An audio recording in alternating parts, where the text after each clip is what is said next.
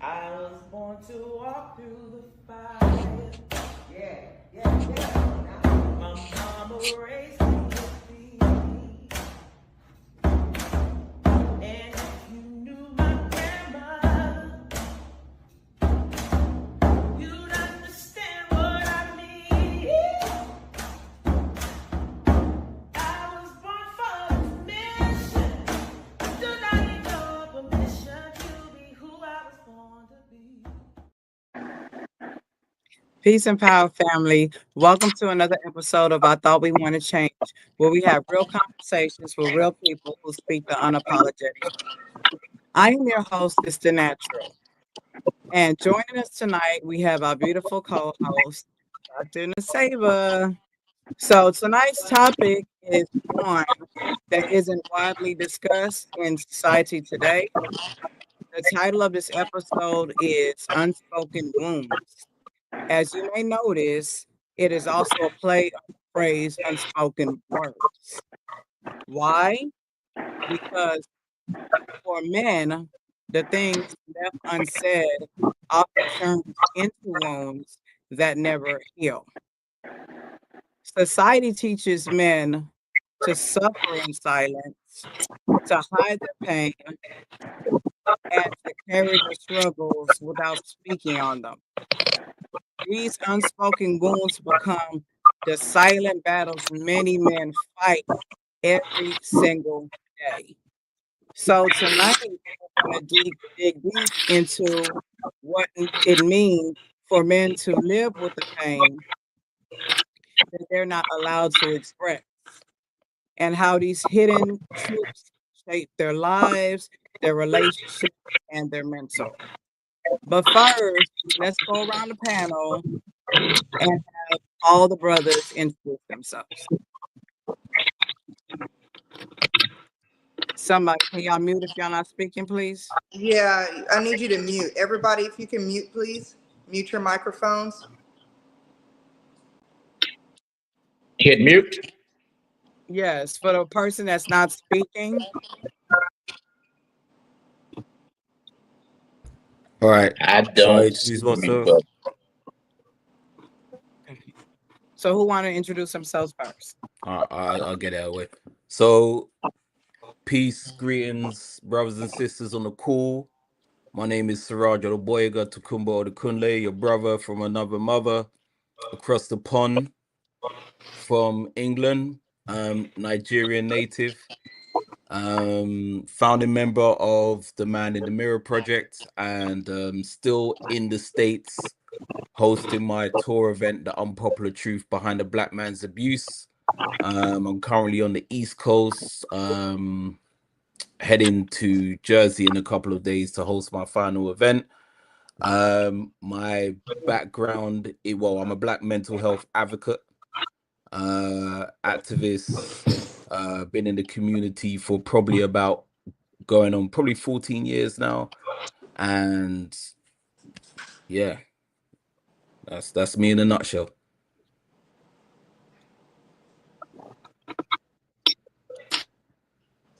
Ali? It's two Ali's on here tonight. Yeah. Brother Ali.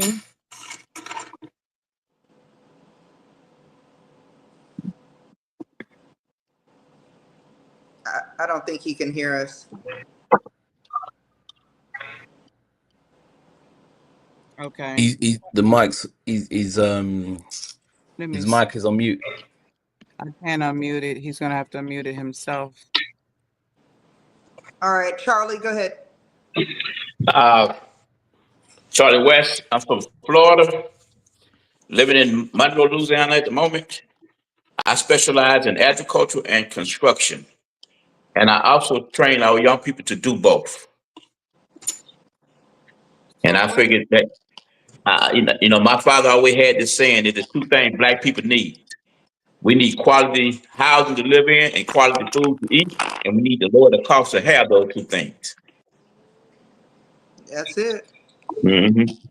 Terrence? Hello, everybody out there, the panel, the host. I am Terrence. I am the husband of that fine lady over there named Natural. Um, I am one of the co-commanders of the Houston Gun Club. Father, husband. Uh, Thank you for allowing me to be on this podcast today. I'm just here to share what I have and listen to everybody else.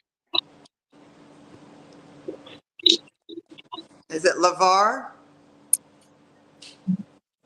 Yes, yes. Peace, peace. Can y'all hear me well? Yep. Hey, peace, peace, family. Peace, brothers and sisters. I'm LeVar Watson from Dallas, Texas, born and raised. I'm a father. I'm a husband. I'm your brother from the community. I'm a big advocate of mental health and healing. I love history. I love studying our elders and our scholars. And I want to definitely want to imply us to really understand our history, our family history, first of all, and understand how we can be better and learn from our family's history on how we can be better, man, for our community. Peace.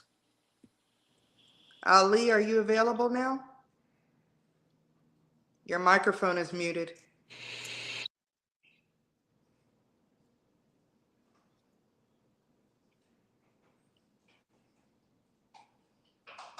Nope. Okay, moving on.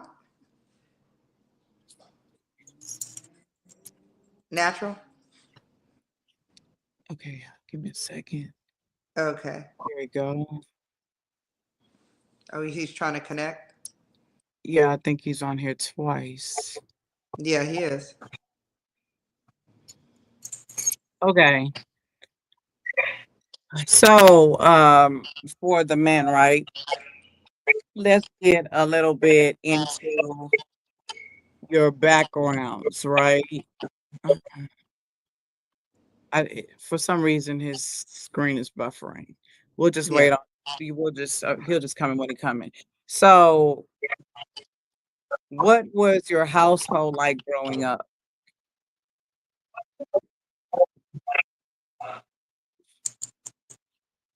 If anybody want to answer, I'll go Is first there a then. certain order we go in?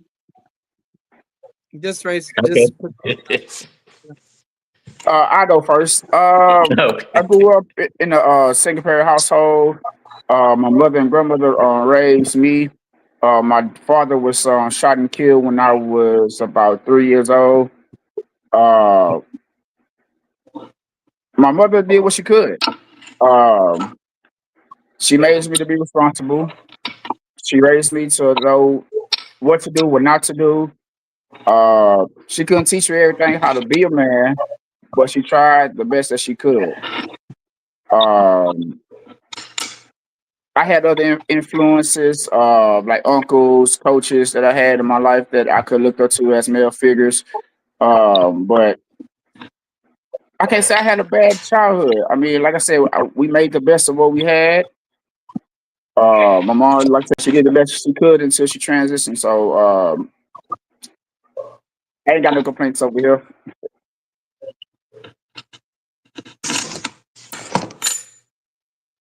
anybody else? Yeah, I go. Um, I grew up in I guess you call it village mentality, and uh, where mostly uh, uh, the mothers ran the community, and the men protected it, did the providing and all that kind of stuff. But it was a mutually ran situation, and it wasn't just like it wasn't like a household thing, so to speak, because um, no matter who saw you, if there was an adult and you did something wrong, they had the right to check you. And also, but during my time period when we grew up, um, I would say my first 14 years, I thought all black men owned their own business because all my father's associates had their own businesses. Um, my mom and grandmother had 6 restaurants that they had. So that's how, and my grandfather's uncles and everything. And so there was a bunch of different religions within our family. But one thing that my grandmother and great grandmother were keen on was that one Sunday at the month, you leave your religion on the porch, and everybody with one big family under one roof in the house. And so you get to know a lot of different aspects of what people's mentality and their spirituality was coming from, because there was no debate, nobody religion or they belief.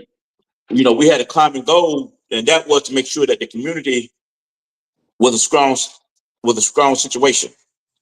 And I learned a lot of things growing up in that atmosphere, because it wasn't a situation where outside of that, they had that whole mentality where um, uh, uh, the man called all the shots, he had the last say so. And I was surrounding whoever qualified to make the best decision, that's who made the decision. And so it was a balance out. And it shaped my perspective of life and what I see that's going wrong nowadays. Charlie, we can't see your face. Oh, I'm in. There you go. I got a cell phone. I got to set it up. Okay. Yeah. So, uh, uh and that's pretty much what my perspective. I don't get into. I get along with all religions as long as they ain't trying to push me. I can sit down and there's a common goal that we have to do no matter what our beliefs are in order to be a community. So as long as you're about that common goal, I'm good with you.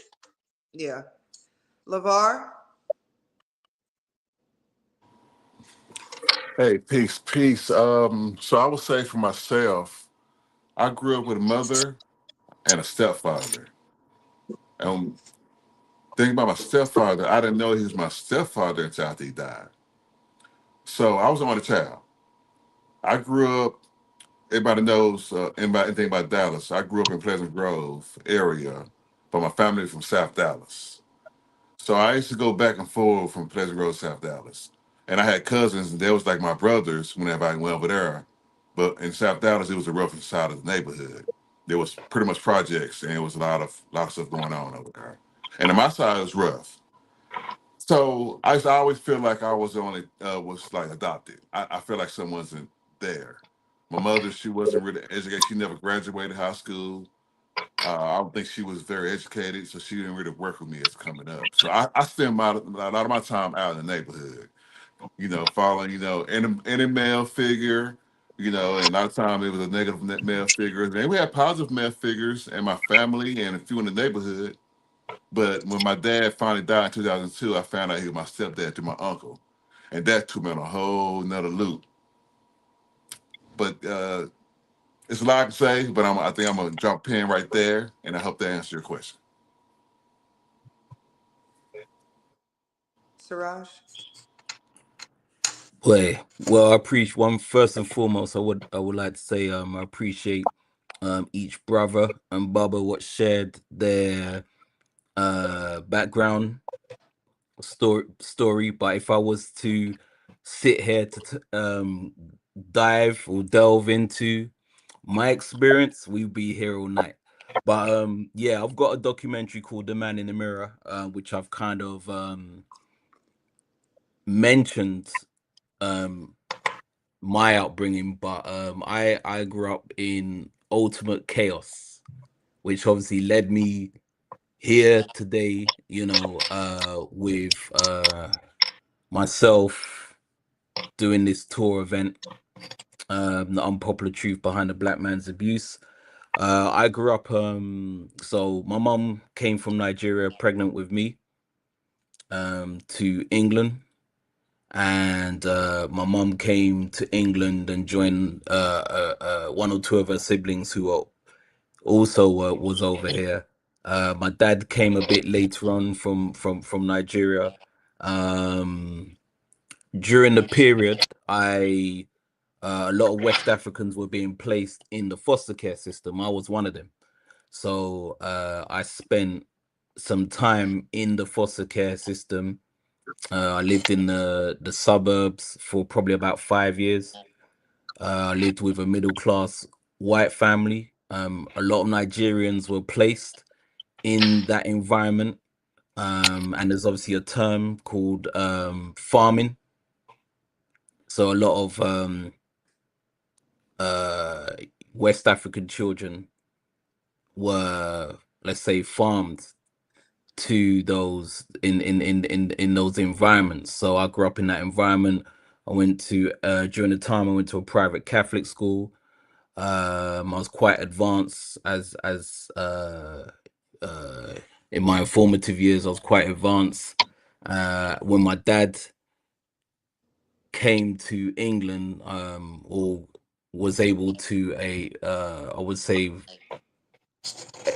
when my dad was able to gain citizenship, I moved back to London because I was born in South London. Moved back to London. I had a younger sibling who was born. I moved back to the inner city areas, so I had to adapt being around my own people, which was an interesting experience, but it was all appreciated. And yeah, I went through abuse. I went through a lot of abuse. I went through abuse mentally, emotionally, physically. I went through physical abuse from my father. When I was in the foster care system, I was sexually abused. I went through abuse living the street life. I had abuse coming from all different angles, and it was something which weighed on me like a burden. But as I aged, I managed to work through it.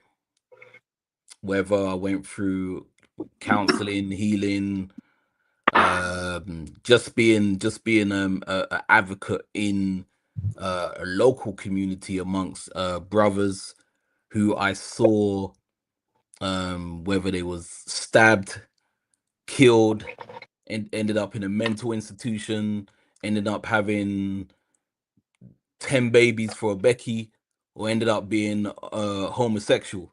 I've seen it all. I was there, managed to dodge all bullets. And yeah, I'm here today, grateful I've championed through that.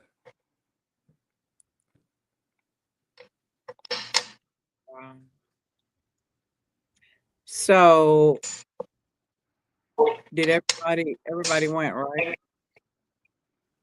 Yeah, Ali never came back, so yeah, we're good. Okay. So looking back, how do you feel like that trauma still, like, does it show up in your everyday life as of today? Well, I think for myself, in particular, for me, uh, it's like I see things of like peeling off a layer at a time. So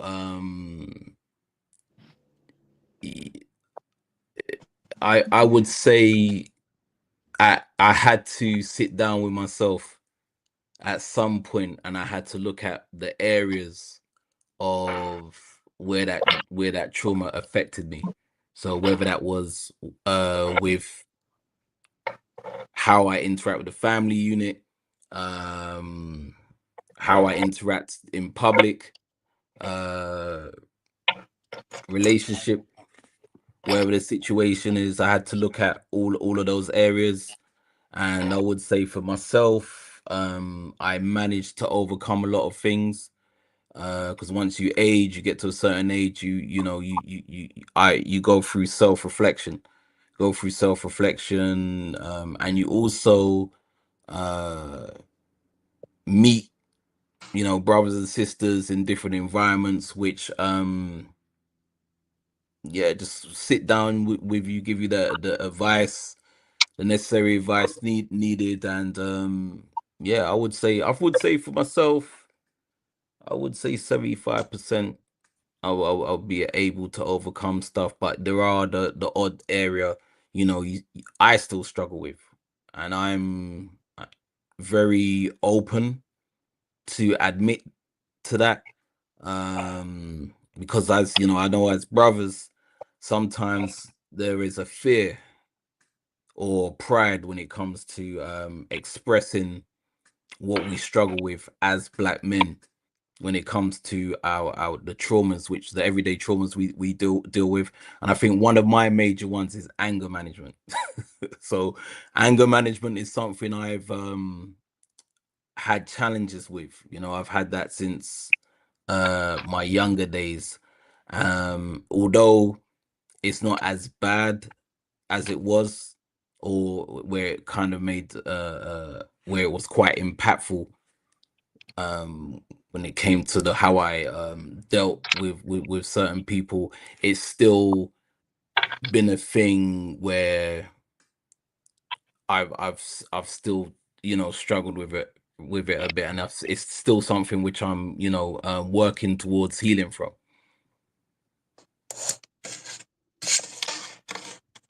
So, Brother LeVar, what would you say was one of the most traumatic experiences that you ever faced in your life?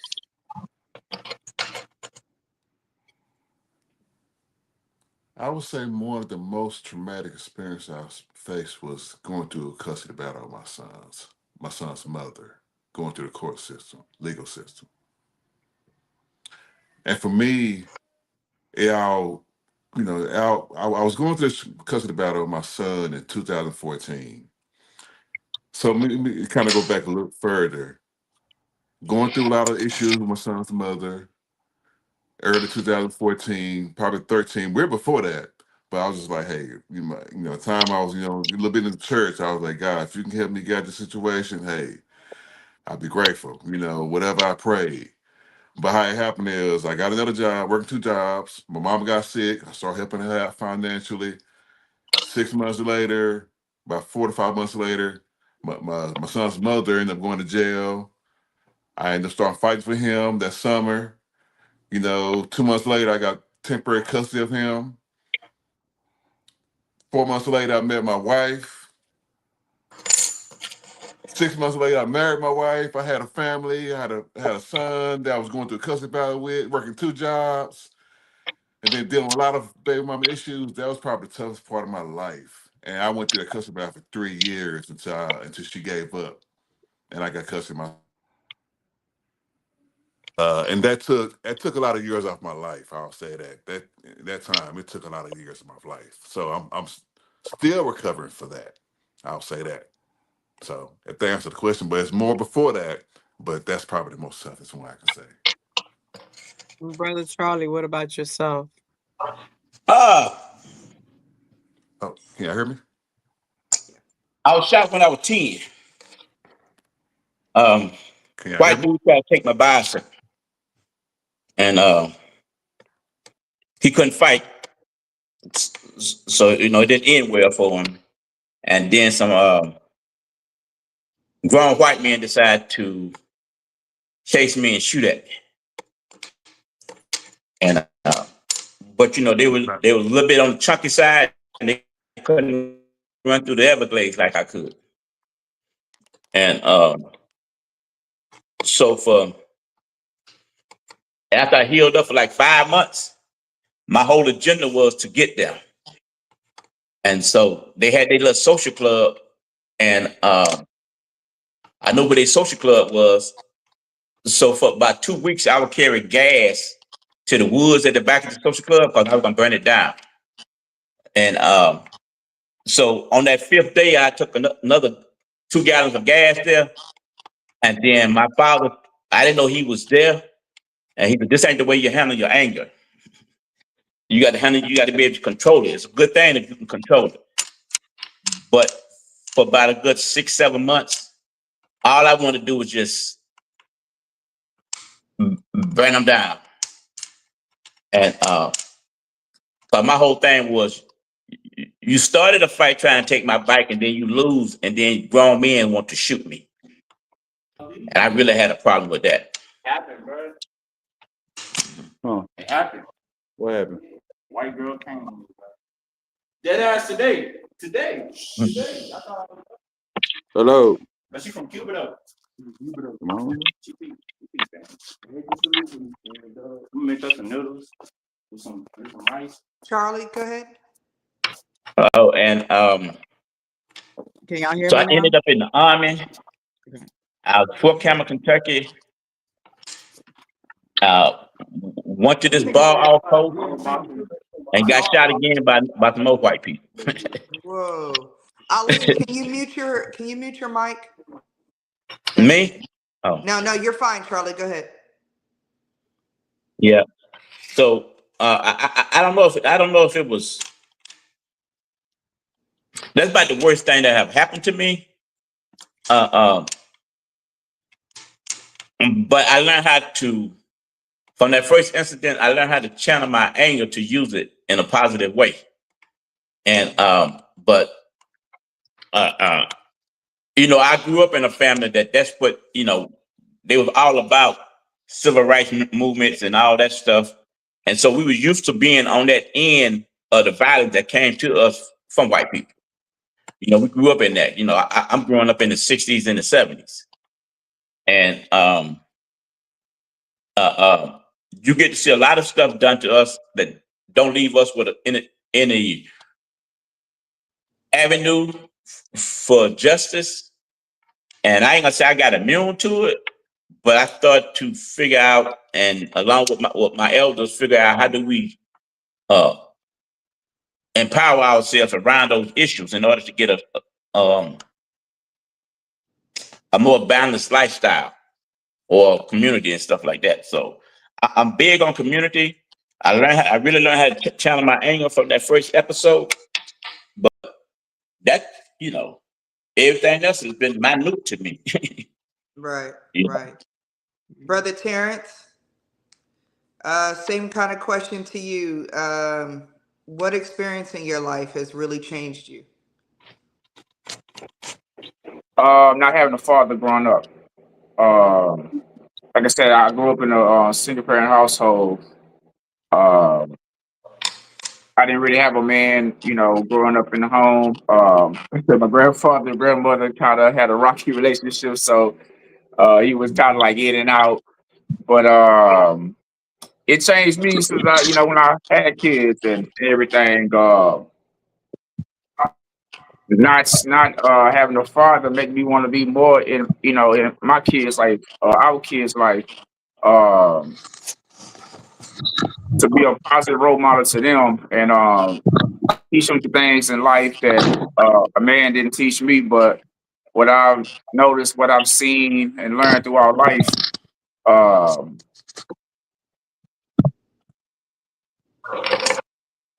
sometimes I look at other people and I see them with their fathers when I was growing up, and I was always wondering, like, man, I wonder how it's been if I had my father around. I had older brothers. One lived with me, one didn't. Uh, I looked up to them. One of my brothers, he's always in sports, so I always wanted to be in sports myself because of him. Uh, so I kind of followed that path of being, playing football, playing basketball, and other stuff. So to me, that was like kind of like situation that I had growing up is not having that father figure inside home. Yeah. Ali, Yes. How you doing? Assalamu alaikum. wa alaikum salam. What's the question? Brother Ali, I know he's, can you tell us like a little bit about yourself before we get started? I'm Ali. I'm 34. I'm a boxing coach. Well, I was a fighter before then. I've been boxing since I was 14. I'm 34. Um, um, what else y'all want to know? Whatever you want to share, that's fine.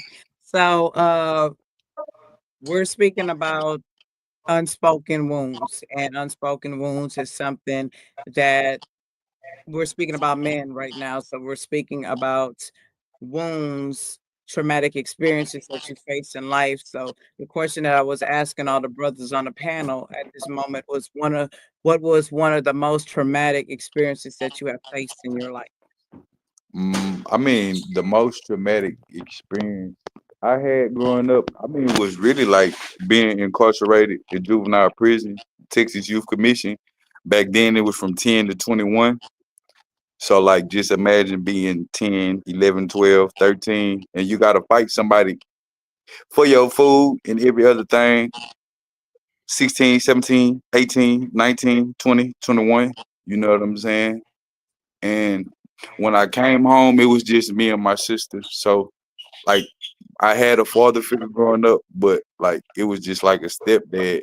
So like I really didn't know how to maneuver through life or like think like a man. I think I more so use like feminine energy, like feminine emotion, like anger, aggression, without learning how to speak about my problems or how to talk to people about my problems, become mistrustful of people.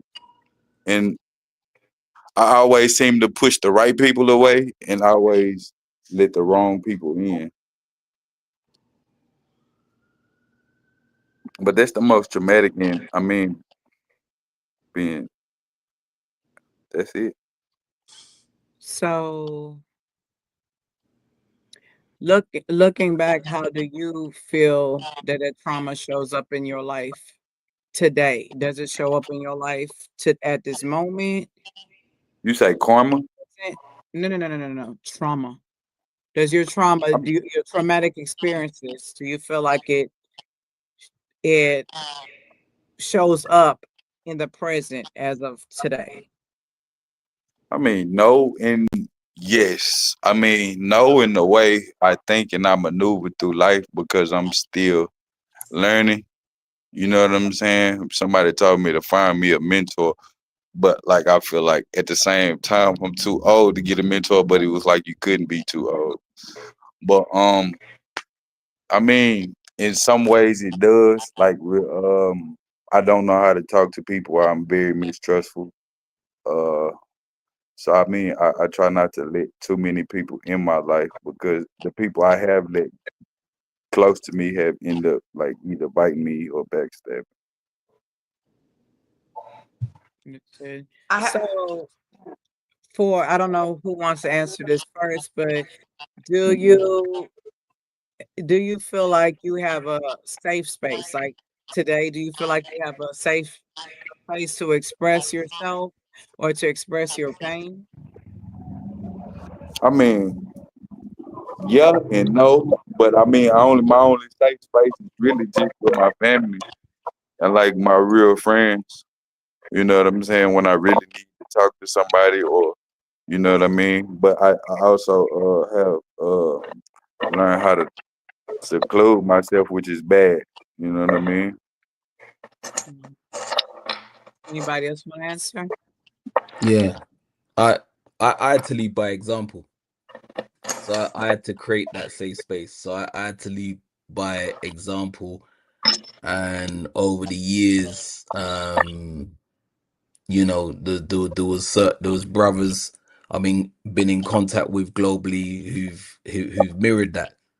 So I guess through some of my actions and strengths, you know, I've been able to inspire other brothers as well as being inspired by, you know, because it works hand in hand, you know. So I'm also inspired by brothers who are inspired by me as well. So you know, I had to lead by example because sometimes when you share your vulnerabilities, when you share your vulnerabilities with others, they may, you know, whether they may not be able to relate, or they may make you feel a certain way where you feel uncomfortable with sharing and so forth. So you know I've been through it, but at the same time I had to study, you know, and study the condition. I'd study the condition of our people to understand, you know, things are the way they are right now. So I couldn't really rely on somebody else providing that safe space. I had to lead by example and be that safe space. Good answer. Anybody I'll else? step in. I'll step Yeah. in. Can y'all hear me? Yes. So I think there's levels to safe places. For me, I'll say yes. And many levels. So the conversation I can have with my wife on certain things. Well, certain conversations I can't have with my wife in the way I want to, and certain conversations I have with my brother. But then certain conversations that can only go so far. But then too, it goes back to myself. I always go back to myself on things. I have to trust myself to be able to express myself to others. I got to be transparent myself to be able to be transparent with others. And I think a lot of things goes back to self. How much do we really value ourselves? How much do we really trust ourselves? How much do we really know ourselves? And a lot of times people don't really know themselves enough to really express with others. So I've grown to be mature enough to be able to express things that are vulnerable. And then if somebody wanted to use it against me, I've matured enough to know how to handle that and say, you know what, that's true or not. I ain't gonna let you tell me something that ain't true about me if you're trying to use it against me. But if you are telling me something, you know what, I'm working through that. But sometimes people will try to use things against you to trigger you to move you like a chessboard, like a pawn. And sometimes as men, we have to sit back and say, you know what, I see what's going on now. Instead of let them control us like a puppet master. But that comes with practice too, though. We have to practice on how to be able to control our emotions. We have to practice on who we want to share things with and how we can receive certain things. Because for me, I've been married 10 years, and my partner, she's the mirror of me. She's gonna constantly show me the unhealed part of myself. She's gonna constantly show me things that I don't normally see just by being by myself. And that's why I can appreciate my wife, because it's many things by myself I'm not going to be able to really recognize at that moment, and then hold me accountable to a certain amount where I can say, okay, I get what you're coming from, and I didn't really see it in that way before. But that's why I always encourage brothers, find accountability to somebody who can hold you accountable through love, and then find somebody who can hold you accountable from different genders, because them two different perspectives. And I just wanted to share that. And then to me, I counseling. I've got marriage counseling. I got a personal counselor to be able to talk to people, because a counselor, they get paid to really hear you out. And they're not judging you. They haven't been through certain trauma with you, and they can really hear you out. But for me and my wife, I might say something that trigger her. Like, you did this to me, and I wanna, come back on you, clap back on you, whatever, or things of that nature. So I say there's levels to it. And we got to understand, how to be able to move that. But at the end goal, we want to be better men. For me, I would say I want to be a better man for myself.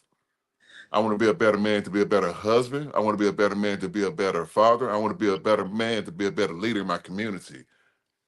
So I'll end with that one. Peace. TP. Well, of course, I have that safe space to talk and express myself when I need to. Just like Brother LeVar said, I have my wife, which everybody knows is natural. Uh, that I can talk to. I mean, she gives me that comfort and that space to come in if I have an issue, I have something I need to get off my mind. She gives me that peace and that space so that I can come and uh, get the stuff off my mind and come get her perspective of how I feel. And, maybe like the brother LeVar says, I may see things another way. I may see something another way. And her way may be correct, and so my wife in my safe space. So that's the answer to the question. Brother Ali. You got Yeah, signal now, so welcome you to got the what? conversation. So what we're talking about right now is traumas. Can you hear me? Say that. So Say it again. what we're speaking about now is traumas. And one of the questions that I was asking the brothers on the panel is, what do you feel like was the biggest thing that happened in your life, the most traumatic experience in your life? No, that's hard to speak. That's hard to say. Many different things. Hmm. Hold on. Yeah, that's hard to say.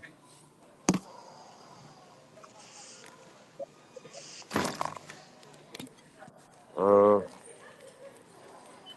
I don't know. I can't touch on just one thing. One of the biggest things, but I will say not having a father. Yeah. Hmm. Having him and not being there, uh, that's a huge problem. How do you think that impacts you today? But still, it raised my anger up. That's for sure. I'm most definitely an angry guy. Yeah. Don't mind fighting. Don't mind hurting nobody. So anger is a big issue for me. Uh, I'm not a people person. I don't like everybody. So, but I didn't have that socialization like I should have. So I end up socializing with the wrong people. Yeah. So I don't like weird men who hang around with other weird men. I'm an alpha male from the top of my head to the bottom of my feet. So for me, it just developed a lot of anger issues for me. A lot of trust issues. I noticed that a And lot of the brothers talk about anger. What's your outlet? I really don't have one. I just kind of play it by ear as much as I can. You know what I'm saying? I really don't have one. To be honest with Do you feel like your hobby or your what you love, like your boxing, help you in any type of way? You don't feel like that's an you. outlet? No, no, No. Do no, you I feel like don't. you have a safe space or someone that you can speak to? No, not really. Honestly, no, I don't. Is Because that because over time, me telling people, or even someone that I feel is close to me about what's going on, they turn around and weaponize it on me. And then when you know, don't weaponize my pain. You want me to trust you and talk to you. So I Hmm. just keep it in. I don't really talk a lot. When I do talk, it comes out. It comes out wrong.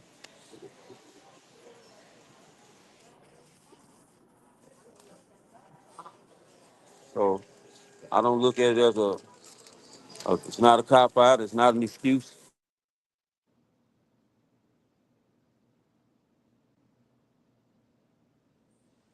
I think he's having problems with his connection. So, wow.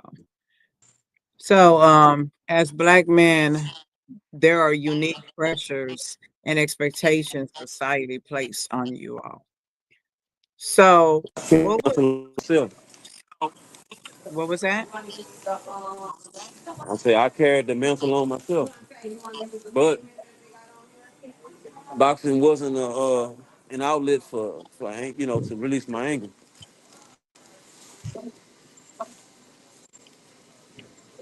It just wasn't.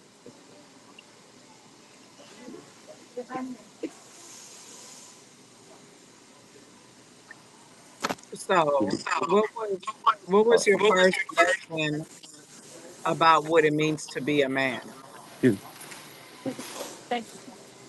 And My that's first lesson about what it means to be a man was when I was in prison. mhm, I had to grow up real fast. Uh, I'm one of the very few in Texas back then that got certified as an adult. I was a young boy, young man when I got locked up, and it certified me. So uh, I got sent to the adult prison, where I probably still should have been TYC, but I wasn't. So it's taken Texas Department of Criminal Justice 30 years, almost 40 years to try to just reverse that. Stop sending kids to an ID unit. I fought every day. So, so I had to grow up and be a man. At least what, niggas in prison taught me as far as what being a man was. So, I didn't have a man out of society, not an uncle or nobody else that kind of just took me under their wing and really showed me anything. A lot of my kinfolks was locked up themselves. So I think I'm a little better now. But like I say, I don't really I don't really trust very many people. So you have to really be all right with me, man, to trust you. But once you burn my trust, you pretty much done with me. mhm. Can I Anybody ask else? a question? Anybody else want to answer that question? What was the question again? What was your first lesson about what it means to be a man? Well, my opinion is a little bit different than what a Mhm, lot of people I see on Facebook and put out there. They act like because if you're doing the wrong thing, you're not being a man. No, it's your character. It's the type of man you are because you're born to be a man. mhm, And so I think they put a roadblock when they got it up there. Well, you ain't taking care of your kids, so you're not a man. No, you're a man, but your character is flawed when it comes to mhm, your kids. We all are men. If you were born with a certain thing, you're a man. It's the type of man you are. So it's easier to address the type of man that you are because when they say you're not a man, ain't nothing left but a woman. You know, so they throw us off with that. No, you're a man. You might be a good man, an honest, a respectful one, or you might be a disrespectful one, but you're still a man. That's the first thing we got to get of your character. You know, and I said a lot on Facebook. Hey, listen, we going at this whole thing the wrong way because we limit ourselves. We let them limit us. You know, I, I don't like uh, uh, and I talk to brothers about this all the time. You can't say a woman is stopping you from being a man when you were born one. That's the first thing you got to understand. And because she don't want to listen to you, she's a grown woman. She don't have to. That ain't stopping you from being a man. And we put these binders on us, or we allow people to put binders on us that limit us. Once we figure out what we are, then we can figure out what our abilities are. And as far as if you want to talk about the physical aspect or certain things to determine that you figure out you're a man, well, when I was 10, I told my mom I was old enough to buy my own clothes. My mama got me a rake and a lawnmower and told me to go buy my own clothes. Okay. Now, I'm looking at it like I can be a man because I can cook. I go do a little work with my father, you know, and he telling me about being a man and all this stuff and what a man does. He telling me his perspective. of what he is as a man. Huh? Yeah, Okay. I got And leave. so when we get into that thing, let's just back up with all the, if it's mentally, if it, if it, and kill somebody.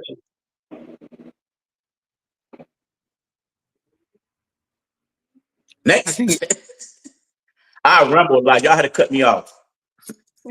it's okay. Anybody else want to answer the question? Yeah, it's closed, Yeah, huh? I can add to it.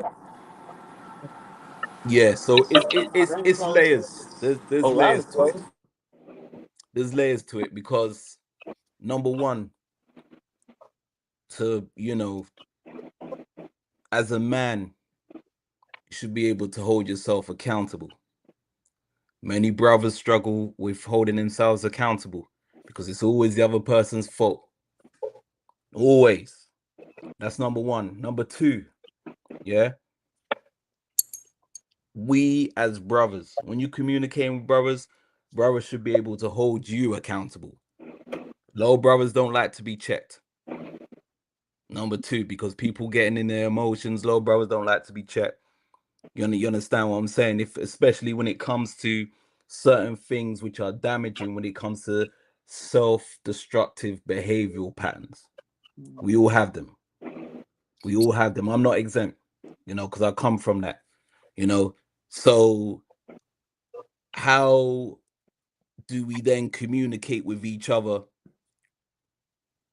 without the need to always be in your feelings? And I've a number of us struggle with that. But at the same time, it's about trying to earn that trust. It's about trying to earn that trust. Also rapport. I've known LeVar, like I live across the pond. Like LeVar's been following me for five years and stuff like that. Me and LeVar, there's a rapport. So if LeVar says something, if he thinks, okay, yeah, I've out of line or I said something, I've got to sit back and be like, yo, and we can have a discussion about it. There's brothers, including sisters, which I've sat down with, where they've had to speak to me on a level, and it's the same thing with me. But once again, as black men, we struggle with holding ourselves accountable, and we don't like to be checked because we always think we're right. So how do we then, how do we define that? How do we, when it comes to, I've been in situations where, when it comes to the black woman, I remember there was a time I was gonna order some takeout, yeah, and I saw a brother.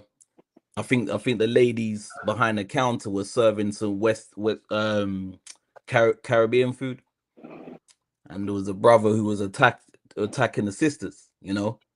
So I came in because I wanted to order my soup, and I told the brother, "Yo, there's no need to do that." Now I could have obviously dealt with him like how I would have dealt with certain brothers in my 20s and stuff like that. But I put the ego aside, and I spoke to him.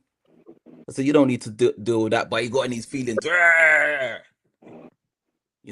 Then he wanted to impose that anger on me. I was like, all right. So this brother wanted to get into physical combat. And I said, all right, cool. I'm here. Then the brother kept on pointing at the camera. Whether knowing or not, there was a police station right across the road from us. Then he stepped outside. And I said, okay, it's cool. So as soon as I waited to get my order, came outside, the brother went there. But the point I'm making is, as black men, a lot of the times we fail to hold ourselves accountable, because of traumas we've experienced and haven't been healed from those traumas. So yeah, that's I'm gonna just leave it there for now. Makes sense. TP, you like to answer that? Um, I don't know where I can say I had my first introduction of what being a man is. Because I never had it in the home.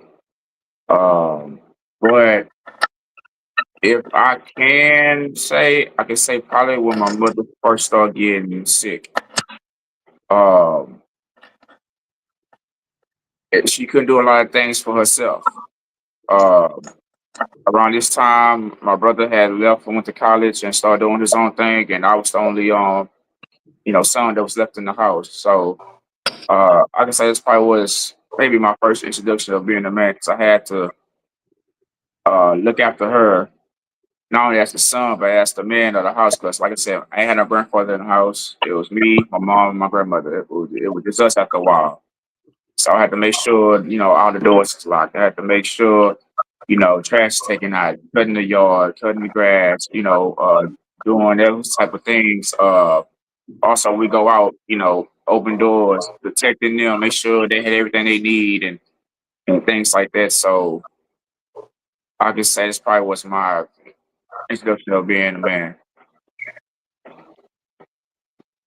Hmm? What's she at? So she telling me just get. So,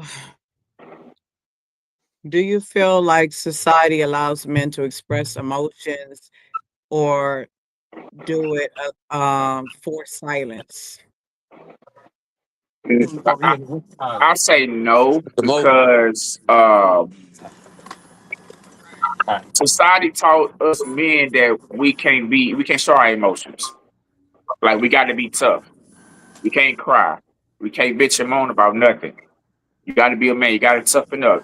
Uh, and that carries to the day that even sometimes we teach our own sons, hey, don't cry. Even though it hurt, you may want to express your emotions. Or we teaching our sons too, hey, because we was taught that, hey, don't cry, man up, toughen up. So uh, I don't think society, taught us to show our emotions. Are we starting to really come out and show our emotions and stuff now? Yes, because we human. At the end of the day, we have emotions. The Most High God put those emotions inside of us, but we wasn't taught to show those emotions. Like I said, because the world told us we had to be tough in every situation. So that's my opinion. Yeah, the Trojan horse what pushed systemic racism to condemn the black man's emotions. So I agree with brother Terrence. I agree with him, and that's just to add, because obviously this is the society we live in, um, which condemns our emotions, and what normally happens is once again if we get in a situation of outrage, which puts us in a position where we ended up when we can potentially incriminate ourselves, then it's a situation where we can potentially be put on medication or end up in certain institutions, not just in the prison system, but just in even in the institutions I work for, when it comes to supported housing. There's been a number of black men which have been placed on the medication, and I had to fight to help improve their situation so they can get out of this prison, you know. So when we're in when that's why we have to be you know, we have to be mentally equipped, you know, and hopefully put ourselves in positions where we can have, whether it's elders or some sort of I don't know, elders or brothers around you which can hold you down. So Yeah, I want to jump in there too and answer those couple questions. Man, for me, manhood means a lot of things at different ages. You know, when you're young, you say, okay, I make my own money, I'm a man. You know, you get to a certain level of responsibility. When I handle my responsibility when it comes to handling somebody who I'm responsible for, that makes me a man. But as I get older, the more I know myself, know thyself. You know, I mean, the more I hold myself accountable, like Sarah say, that's manhood. The more I'm emotionally available from not only for others, but mainly for myself, because everything we gotta do is we gotta go to ourselves first before we go to anybody else. And a lot of times we gotta give ourselves affirmations in the mirror, you know, and talk to ourselves and lift ourselves up. Because a lot of times nobody else ain't gonna do it for you where we can do it for ourselves. But it goes back to its levels too on how we can heal from trauma to baby how we can level up. If you're not healing to a certain amount, emotionally, spiritually, you're gonna still attract those same type of people that you really want to grow from. You know, sometimes we hear this on both ends, like I keep meeting the same people in relationships, and I don't know I keep meeting the same people. But then it goes back to how much are you growing? And sometimes we have to put ourselves in different environments and they're around different men or different women to grow to a certain amount. But if you're around these certain type of people, you're gonna stay mentally in the same place where you was maybe 10 years ago. But when we start being around other people that's more mature and in different environments, it shows us what different manhoods look like because it's a big world out here, huge world. And different places of the world, man looks different. And then it goes back to who's keeping us as a system confined to a certain way and what other countries allow men to be certain ways as well. And like you said, society shows us to try to say a man shouldn't do a certain thing or show emotions because of you know you'll look at a certain way. But who's taught us that way? It ain't from Africa. It's these white people from European ways, these Western ways. I listen to saying, but say we ain't sick people, but we have became sick people by hanging around sick people. And we got to get around. We got to get away from these sick people and be around cultural things and cultural people and learn things that come from the community. If you're around a certain community that you know they can't love you and hold you accountable through love, move around, go to another community.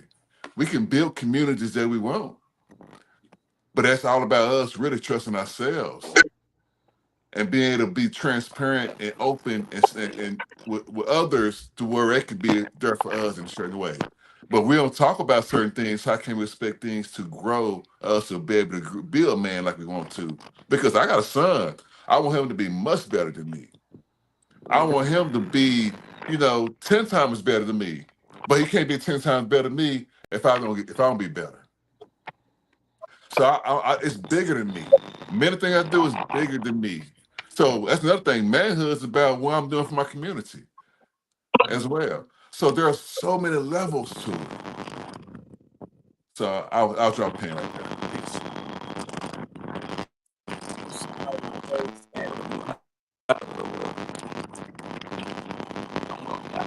We need everyone to mute yourself if you're not speaking.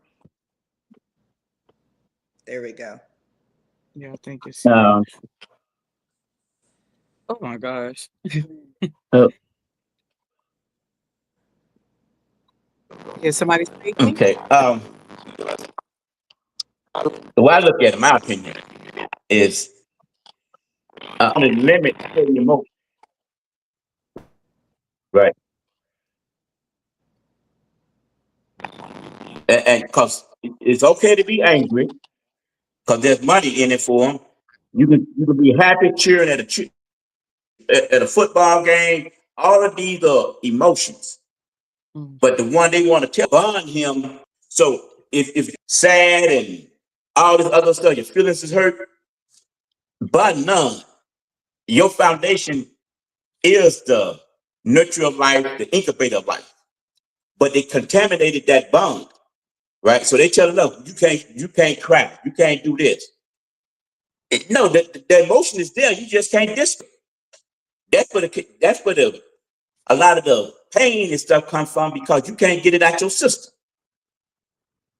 I have a cussing tree out back. Every time I move into a place, I make sure I got a cussing tree. Because when I get to that point, I got to cuss somebody out. I go cuss that tree out, get it out the system. I ain't worried about that tree gonna hit me back. But we got to release that stuff. But see, we have been, like I said earlier, we have been contaminated. Our connection to the woman has been contaminated. It's it's within her DNA to be able to heal us.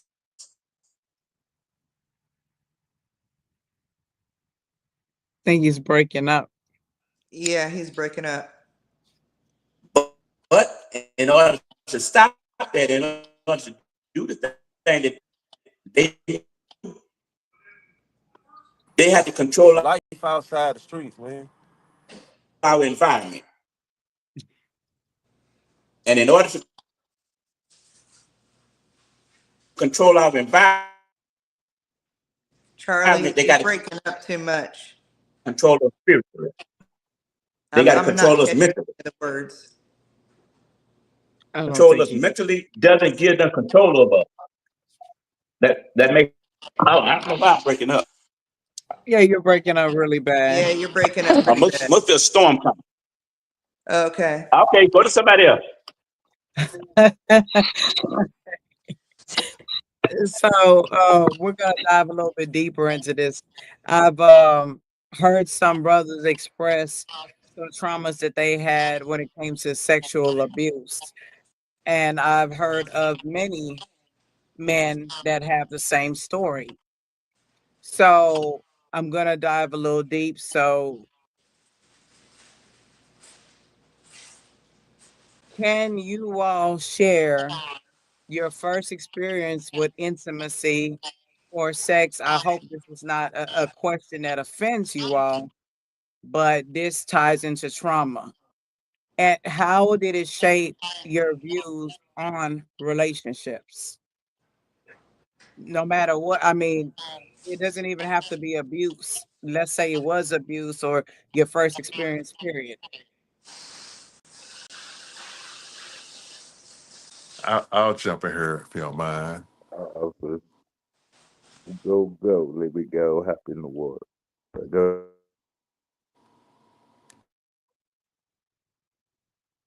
Everybody muting. Can y'all Uh, hear me? yes, I heard the brother talking, so I was gonna let him talk. No. I said I was gonna go, but you can go first, brother. Okay. Okay, so I'll share my first experience of really looking at sexuality. I was probably 8 years old, and my father was watching porn in my room. And, I come up in an area, I think I don't know if he was doing it on purpose to say, okay, you can get me to liking women. But I remember waking up at 12 o'clock at night, rolling my eyes like, oh, wow, okay. And then I started to look at his videos, and then that started the addiction right there. Um, and I shared, with y'all before, yeah, I got sexually abused, but sad thing about it is I don't even remember what happened. I blacked out. I was probably like, I don't know, 11, maybe. Mhm. So it goes deep. And then I got really addicted to sex early, because it was a big thing, just okay, having multiple women, just having sex unresponsible, not really having a man really talk to me about how to do it, when to do it, the purpose of doing it. I was listening to the guys in the neighborhood. We got kudos on, type of women, how many women we had sex with. So that started addiction really early. And then as I got in relationships, they start to accept, certain things, And then fast forward to now, I've been married. A lot of that came out in ways that my wife wasn't used to. And she started to call me out and say, hey, you don't supposed to be, looking at a woman more than, 5 seconds or so, lusting of a woman. And it was the thing I was used to, but she had to call me out on it, but I wasn't used to getting called out on it. But I had to go back on where this come from, how did this addiction happen? And it's something I'm still struggling with today. I'm working on getting better, but I got a long way to go. So within sexual nature of a man, porn is a thing, having multiple women and doing it for multiple reasons. It's a whole nother thing. Granted, yeah, I've been married 10 years. I never cheated on my wife. I cheated on women before, but one thing I'm still struggling with is porn. And there's many things I can say about it. And I'm gonna drop the pen right there. Peace. Ali. I'm trying to unmic you. Oh, there you go. But I ain't never been sexually abused or anything. But as far as, let's go back to TYC, Texas Youth Commission. So that was like my first introduction into like masturbation. So it used to be a guard. So I was at Al Price Jefferson County State School. That's in Beaumont, Texas. It was called Al Price. It's not open anymore.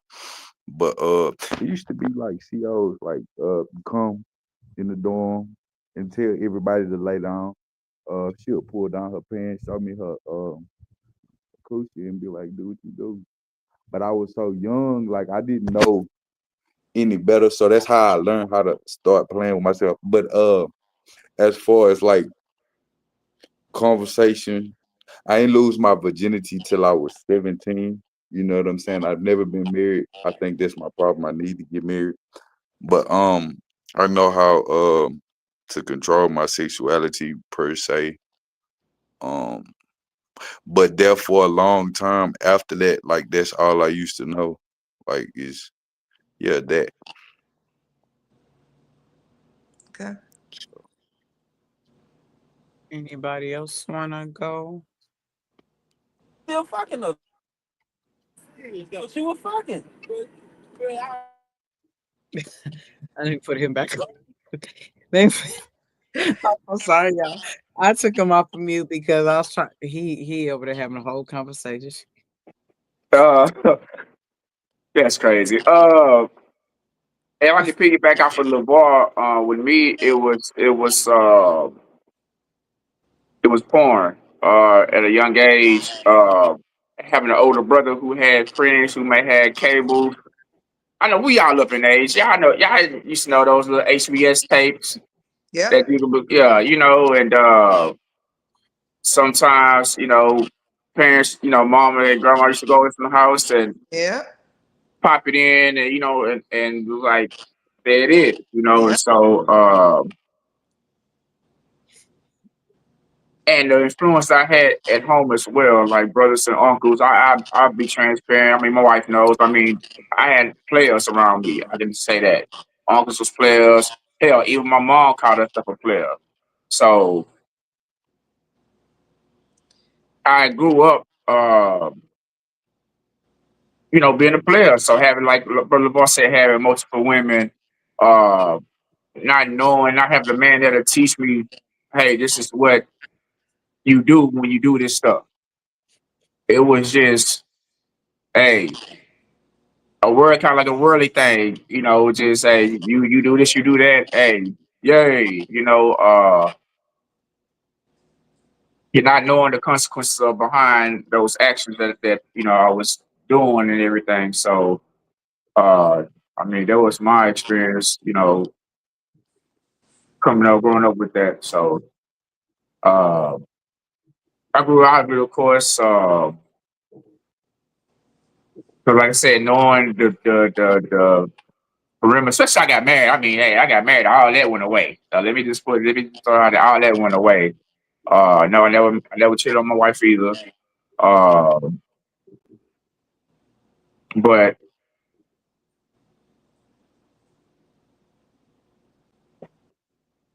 this going back to not understanding how to treat women at the time. Just using them because it felt good. You know, not like I said, not understanding that hey, even though it feels good, these are some of the consequences of things that you could face now or even in the future. You know, things like that. So that's my take. I'm scared to hit this mute button with Brother Ali. Oh my gosh. Let me It see. wasn't. I wouldn't until he's ready to talk. Brother Ali, What's up? are you ready? Are Am you I ready to what? speak? I Are spoke you already. available to? Are you available to talk to be on the show? Oh, I need my charger. Okay. What's I'm coming.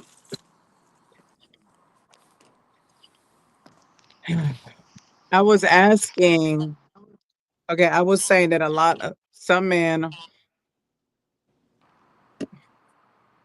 some men express the fact that they were sexually abused at a young age.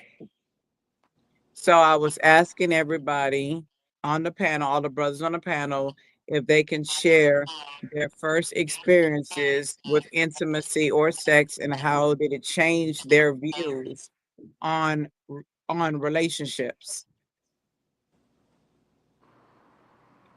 mm, I don't want to You know, you talk don't about have to that. Answer that. you don't want to answer it. I don't want. What do you say? You ask me something else. I don't want to talk about that. I don't want to talk about that part. Okay, understood.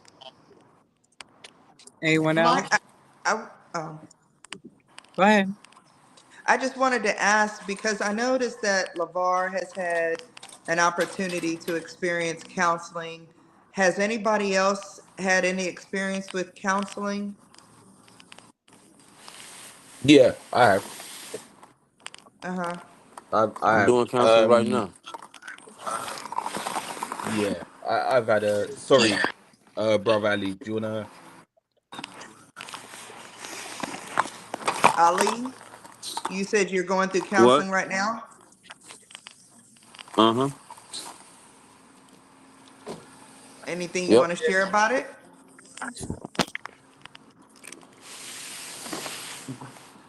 Well, no, not really.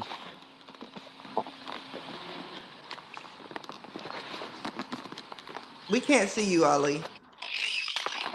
That's because I'm moving some stuff. Okay. Yeah, No, I really don't want to talk about the counseling. Uh, And that's listen, I'm understandable. working. I'm just working on myself. That's all. Working more on myself. Uh, I'm still dealing with my addiction, which is anger. Like I say, for me, I never grew up. I didn't do drugs. I didn't get high, and I didn't have an outlet. But I guess you know what? I'll go ahead and answer. Yes, I did go through sexual abuse when I was a little boy. I went through it for quite a number of years. Uh, I was abused by a woman, so who babysitted me. So a lot of my anger, a lot of that frustration comes from a lot of things that happened to me when I was a child. Of course, I didn't understand fully everything that I was dealing with until I became an adult. I didn't realize I had an anger problem until I was well into I think I might have been about 42, and I was still in TDC at that time. Um, so that's when I started taking anger management then. But of course, I always thought my behavior was normal till a counselor told me that I had an anger problem. Well, you pointed out I was mad. But I've been acting that way, you know, the way I've been acting, man, for years. When I started, when I got into the game, I was 11 years old when I started banging. So I've been a rolling since the crib all these years. I didn't stop banging until I was 40, 43. That's when I finally laid my flag down. So some people on the outside looking in, they'll say, you know, that's stupid. Oh, you know, being in the game, but the game was my family. So I had a different outlook on life, and I had a different outlook on what I call a friend or a comrade. So I'm kind of new to this whole thing now, because the stuff that I see now, I don't really call it friendship. Uh, I just, I'm not used to dealing with a lot of disloyal people. So, but I'm learning to be better, learning to do better. I'm learning more about how to control my anger, uh, being quick to fight. I don't really like to argue. I don't argue with men.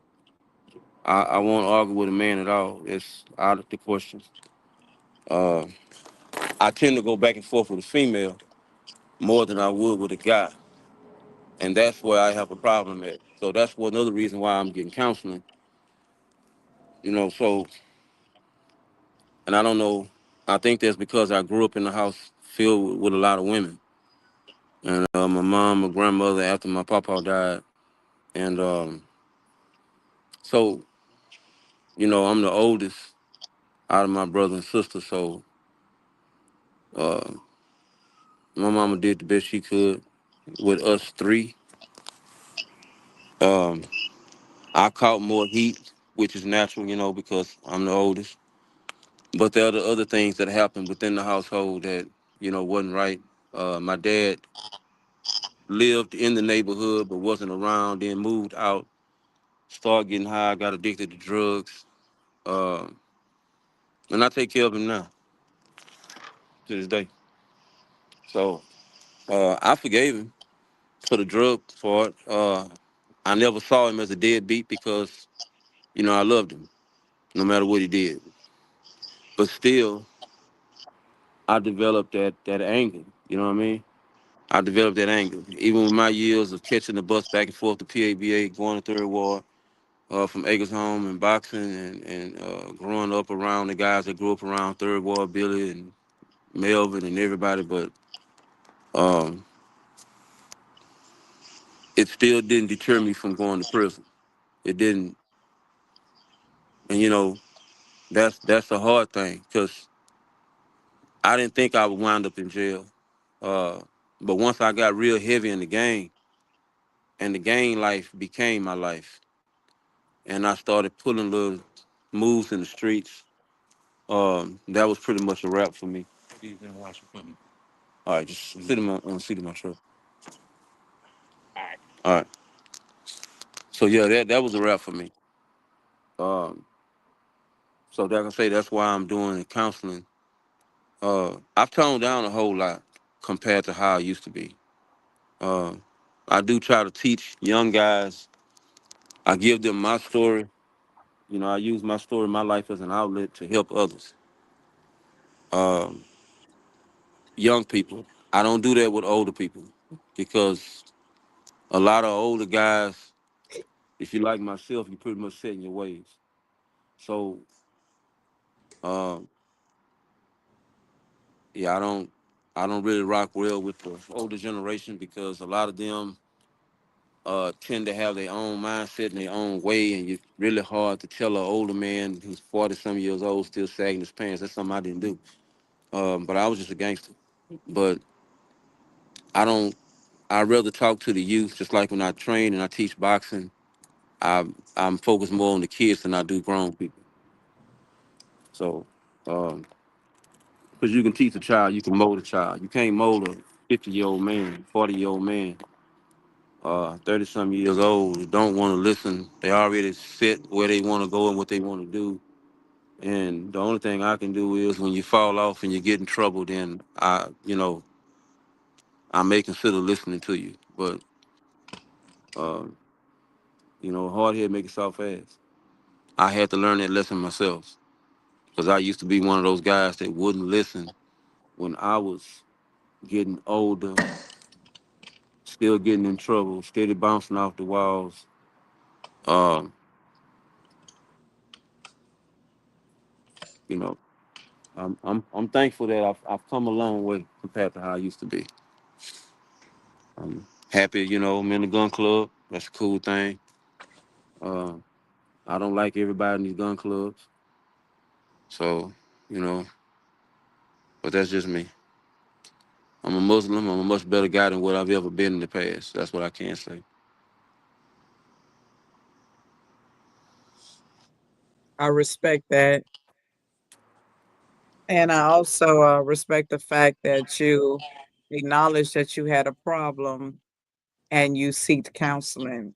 Yeah. You weren't too prideful to do that. And so I commend you for that.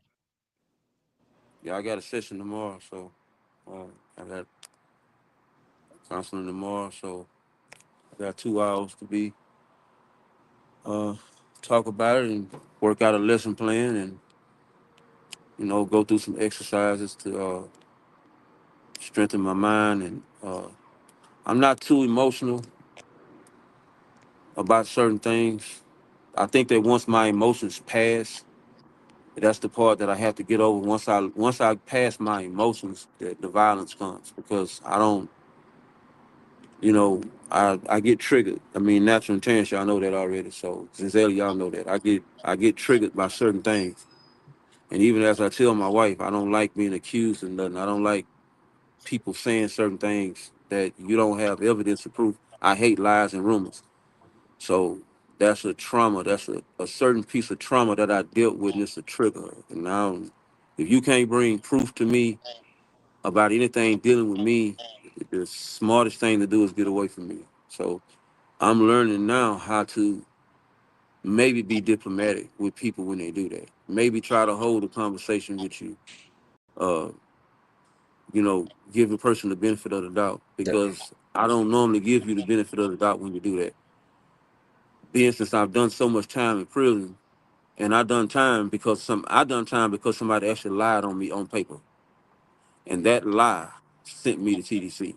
So I'm very picky about. I don't like hearsay. I don't like lies. I don't like rumors. And I even tell Natural and I tell everybody in the group, hey man, a lie of rumors can get you killed, get you locked up. For real. So some people can sweep it under the rug and say don't worry about it, but that's very hard for me. If I had never had a traumatic experience in dealing with a lie and a rumor, I'd probably be on the same side as a lot of people out here in society. But I think that's the problem with a lot of black people. With us is we know it's a lie, we know it's a rumor, we still go with it, and then when something bad happens, now we need help, but it's too late. Once you get handcuffs put on you, or somebody come put hands on you, or you might get shot or get hurt, it's too late now. The damage is already done. Yeah. So I, for me, the counseling, that part of it is to try to be more calm about it, be understanding, uh, listen. And that's something that the brother told me. He said, Ali, you kind of got to listen to both sides. I don't like to listen to both sides. Um, I got one thing on my mind. So, and I thank Natural for that, Terrence, because they helped me with that, Mike. You know, so I'm still a work in progress, man. I like to say, as Allah would say, I'm still in Allah's hospital. So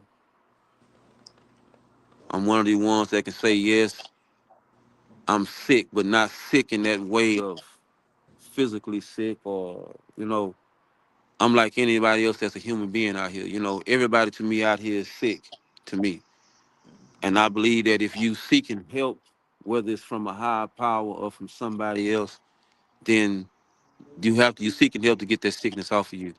So I'm seeking help to get the sickness out of my mind and out of my heart. I want to get the hardness out of my heart. I want to get that darkness out of my heart because it's still there, you know. And I have to go to somebody that's more spiritual, more righteous. I didn't want to go to a doctor because I don't believe doctors. I think they quacks. I don't like dealing with quacks. I'd rather deal with somebody that's a man of God than deal with somebody who probably never experienced anything as traumatic as I have growing up. So I look for people that are relatable to talk to. I ask questions and I pretty much let them talk to me and tell me what they experienced growing up. And, if I can relate to anything. If I can't relate to you, then I'm not going to talk to you. I don't care who you are. Do anybody else? Did everybody answer the question that wanted to answer the question? No, I appreciate what brother Ali said. I can relate to a lot of stuff he said. So yeah. Yeah. Um, I'm not trying to come off like I'm not a tough guy. I don't want nobody on the panel to think that I'm not a tough guy, man. I just been through what I've been through. Um, it has made me grow up fast. It made me learn a lot of hard lessons. There's some things that I can say, and me and the my people in the organization we talk. Some things I've done, man, that I can't take back. Uh, and there's a lot of things I'm ashamed of, but I can't change it. It's a lesson. It's a lesson, man.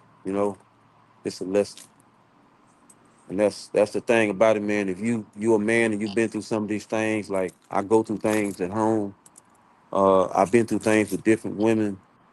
A woman taught me how to be the best liar. A woman taught me how to be a cheater. A woman taught me how to be conniving. A woman taught me how to be dirty because I dealt with a woman who did all of it. And because I did not have the knowledge that a young man was supposed to have, I got the butt end of it every time, having to fight. And I don't fight women, but I dealt with a woman that fought me. And I called my sister and my nieces to come deal with whatever woman this is. Um, the silly part about it is because I felt the need to be loved, I stayed with her. You understand what I'm saying? I stayed in a very bad situation for years. And it ruined me. It ruined me for other women. You know what I'm saying? Just being honest. And a lot of times we don't understand that you can be ruined for the next person because you dealt with somebody rotten. Mm. I dealt with somebody that was jacked up. But then I kept going to jacked up people. I kept dealing with jacked up women. So the more and more I dealt with them, the worse I got as far as relationship wise. Because now when I met somebody, I'm looking at them the same way I was dealing with the other chick. You know what I'm saying?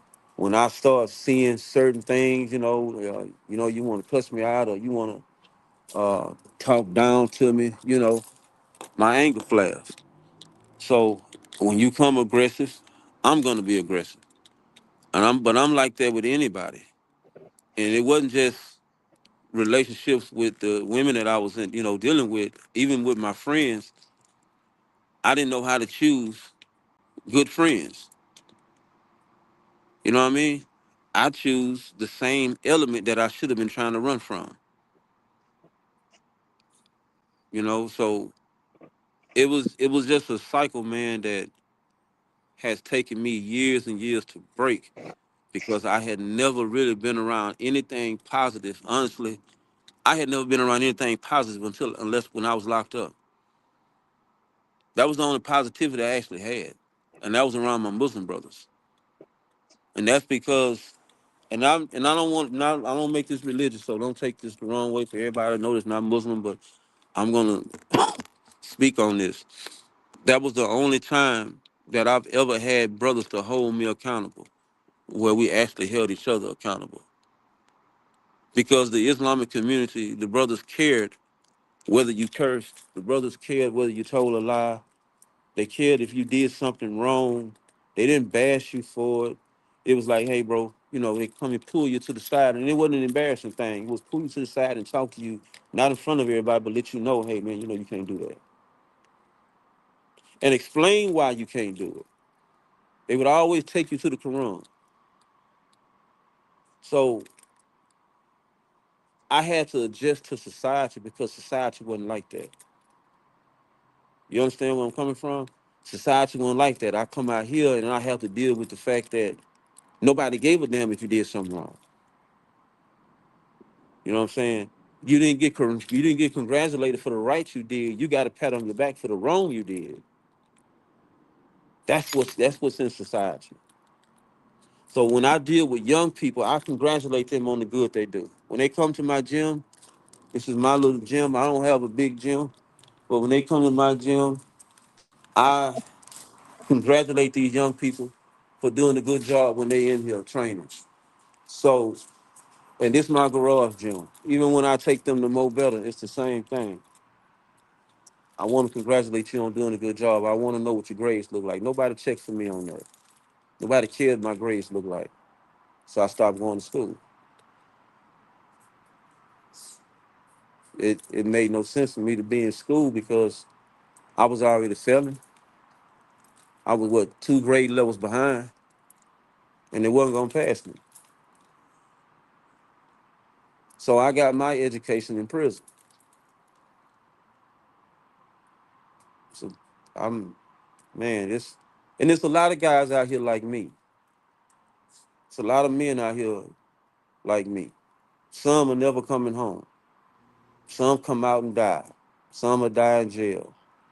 Some get their life together. I know a bunch of them right now. We've managed to pull our life together. We have an event coming up this month. All the guys that did time, um, you know. So I'm happy. I'm thankful for who I am now, and I believe that I'm going in the right direction. So Hey, hey, brother, I'm hearing you right now, man, and I'm feeling everything you're saying, and I'm seeing a transparency. I'm seeing even the healing through your talking right now. Because at first you was a little resistant, and then you open up, and I could tell by you talking, man. I'm feeling the healing. You know what I mean? So I just want to congratulate and say, man, keep doing what you're doing. You go get better. You go find everything you need. Just keep striving to do better, brother. I appreciate that, bro. Yes, sir. Yes, sir. You, you ain't got no choice but to get better, because if you don't, I have to come over there and put you in the garage and go for rounds with you. Hey, man, I don't want no trouble. Love I'm you, a, brother. Y- I love you too, my little bro. Yeah, I know me. somebody. I know somebody's gonna handle you. Don't y'all start. Brother, you were saying something? No, it would have been great if to meet brother Ali when I was in Texas, because I appreciate his testimony. There's certain things he said I could relate to, and I like the way the brothers, using his past experience to inspire the younger generation. So yeah, I appreciate that. Thank you. You have to, man. If you've been where I've been, or if anybody has been anywhere other than a good place in your life, one thing I learned that if you're not raising your own kids, you need to be raising somebody's child. You need to help the kids in the community, even if it's not your community. This is not my community. I live in this community, but the kids took to me here, young teenagers, some are young adults in their 20s, and then I have the little bitty ones that like to always come by here and sit down and talk to Coach Ali. They want to laugh with me sometimes or crack a joke or two here and there, and I enjoy it, so, and we cool, you know. I try to get the parents on board as much as I can here. I patrol this little community that I live in at night. I put on my uniform and I walk this area with my gun, because they've been over here doing some crazy stuff. But I know it's not the people that live here. So I, a lot of brothers don't step up and try to take care of their neighborhood like they supposed to or where they live. I'm the brother that does that. I know it's a risk for me because I'm a convicted felon, but at the end of the day, I have a wife and kids here that I have to protect. And if I don't protect this stuff over here, man, you know, as a man, we provide and protect. Absolutely. Absolutely.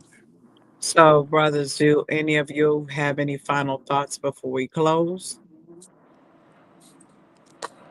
This was good. I'm looking forward to the next session. I mean, there's a lot of things I can share. Definitely what your brother said. But as I told earlier, yeah, this is not my bedtime, so I got to get up early. But I appreciate the invite. I appreciate the love, the transparency, um, and I look forward to next time. Anyone else? No, I Yeah, just it I was just cool. It's appreciate. different. Oh, sorry, my Nah, this brother. different. This ain't nothing I'm used to. I mean, I don't know. Well, the only person I really know is Natural. I met her husband too. I don't know his name. But this is for me. I'm younger than all y'all, so I mean, I do need this. I need positive role models in my life. You know what I'm saying? Big brothers, big sisters. I mean, that's something I'm doing too. You know what I'm saying? A way for me to right my wrongs in life. That's why I got to coaching. I had doors closed in my face. I had people tell me you a bad kid. We don't want you here. You know what I'm saying? But there's no such thing as a bad kid or a bad child. You know what I'm saying? They only do what they know and what they're allowed to do. Mhm. You know what I'm saying? And sometimes it's like when they act out, it's just a cry for help. It's the same thing with us as adults. You know what I'm saying? Most people think you're crazy or something's wrong. No, it's just a cry for help, and somebody has to figure out what's going on with you before you know what's going wrong with you. And sometimes we got to learn that we can't help everybody. You know what I'm saying? Some people are meant for you to help, and people are for you just to guide them and let them go. You know what I'm saying? Because sometimes when you help people, that will hold you back. You know what I'm saying? So Facts. it's something I learned when I took a shahada. It was like, all right, be a Muslim. You know what I'm saying? To be Muslim, Muslim means one who submits himself to the will of the Lord and whom another is safe from his hands and his mouth. But also know this: I will not let anybody harm anybody around me, or I will not let you slander or harm me, because I will. You know what I'm saying? So I mean, this what I need. You know what I mean? But you know, I appreciate y'all. Thank you very much, Natural, for inviting me to this conversation. Well, we're here for you, Brother Ali. We're here for you. So, brothers, I thank you for your honesty, your courage on today's podcast. Well, should I say tonight? These conversations aren't easy, but they are necessary. So, unspoken words remind us that silence is not strength. True strength comes from healing, from vulnerability, and from breaking generational curses and cycles. So, to even the men listening, you are not alone. Your pain matters, your voice matters, healing matters. So, to the women listening, give our men a space to be human, not just protectors and providers and a symbol of strength. Together, we can break the silence and begin to heal the wounds that we have been carrying for far too long. So, peace and power, family. Thank you for tuning in to another episode to Peace I and Thought We blessings. Want to Change. Until next time, peace. Peace and black power. Peace and black power. Peace and blessings and power. Later. Peace and black power. Salam alaikum.